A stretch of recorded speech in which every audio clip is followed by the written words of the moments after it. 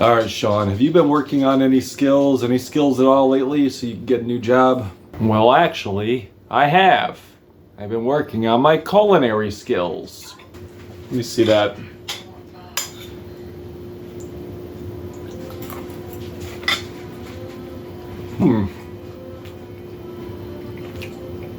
Sean, this is really good. You might have a skill after all. What's your secret?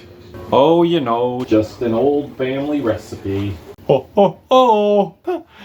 Hello one, hello all, it's the gothiest ghost of them all, Caspa in the flesh, and it's time for a review of Death's Dynamic Shroud. You like music? Death's Dynamic Shroud is a electronic trio with hyperpop musician Galen Tipton, and they have some fantastic albums in their discography, such as Faith in Persona, Dark Life, which I gave an immense positive review to. You should check that out. And still, I find them hard to pin down in terms of genre. Like, all I could really do is just point out the elements, such as Wonky, Deconstructed Club, Jersey Club, Footwork, IDM. And they've always brought mind-bending moments that balance things out with beautiful melodies, mesmerizing passages. But this time around, they're focused less on melody and more on how chaotic and visceral they could be. They're just focused on groovy, chaotic, a little bit of harmony there, and a lot of pounding.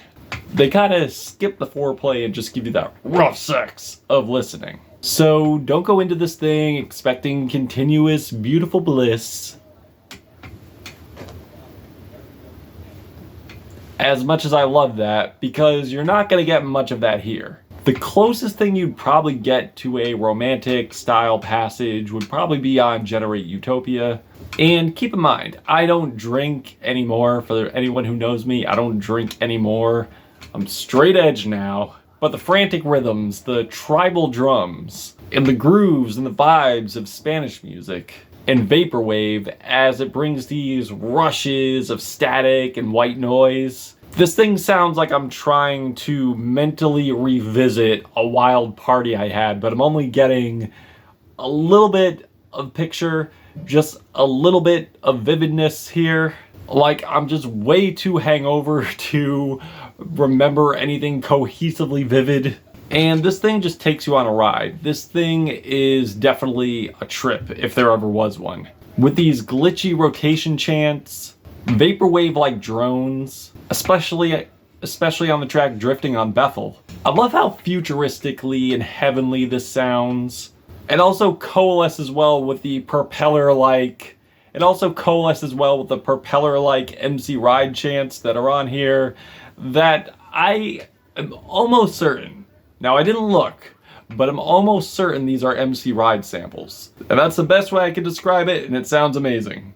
Like, this thing just has eye-wideningly glitchy Spanish music in here, or Spanish-coded, that has these pitched and altered catchy refrains. With this insane rumbling amount of bass, I feel like my brain is just being shooken as this thing is playing. Like, this thing is just so confrontational, but it also wants to dance with me at the same time. At least I think it wants to dance with me. And Herobine shell. And if not, it just wants to create a scene of absolute destruction. Or maybe just wants to just create a scene of absolute terror in the musical realm.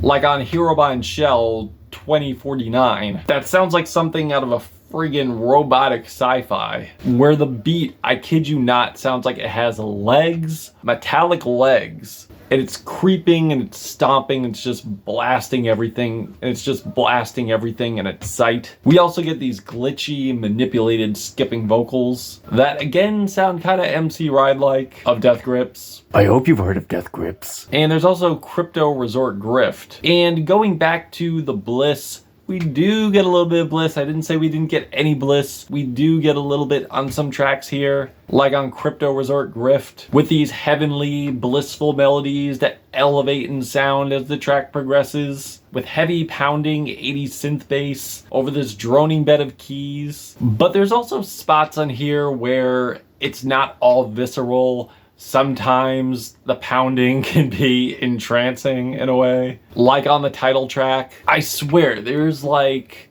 a revolving groove, a revolving rhythm with this thing. There's such a rotation to a lot of the grooves here. It's really hard to wrap my head around. It gives you these stuttering chipmunk vocals that are just so modulated and formulate a little bit of lyrics. They form a little bit of lyrics as the track goes on. You're not getting cohesive words, but bits of it. It's pretty much like someone just took song lyrics and just spun it around and chopped them up. And you're just seeing these serrated words just showering down. I also love No Dream Smoke Tip with these noisy, distorted synth hits. And this thing is just so monstrous and groovy and futuristic. It reminds me of something off of Justice Cross, that are accompanied by these freakish synth horns, frantic manipulated vocal samples placed in, and between that we get this absolutely jittery breakdown that sounds like a colossal machine if this machine was just playing music and something just snapped in its head and this machine just started just freaking out, just started having sensory overload and just started malfunctioning. It really sounds like two huge robots having a dance battle, and the robots are going so hard that they both just break down at the end of the song. The track No Worries, I think, has a good start, but the vocals become kind of grating after a while and doesn't really carry as much weight as its predecessors, in my opinion. But overall, this thing is very insane. This thing is just sporadic, bombastic, but also groovy, blood pumping, exhilarating. And if you fancy yourself a fan of electronic music and you've missed out on this or any Death Dynamic Shroud album, then you are doing yourself a massive disservice. Because while this thing is short, it does pack one hell of a trip. It does pack one hell of a party that I'm definitely going to be returning to. I'm feeling 4 black hearts out of 5 on this album. But if you've given this a listen, what did you think of it? Did you love it? Did you hate it? Why? And that's it. Caspa, Gothic Ghost, Death Dynamic Shroud. You like music? Till we meet again.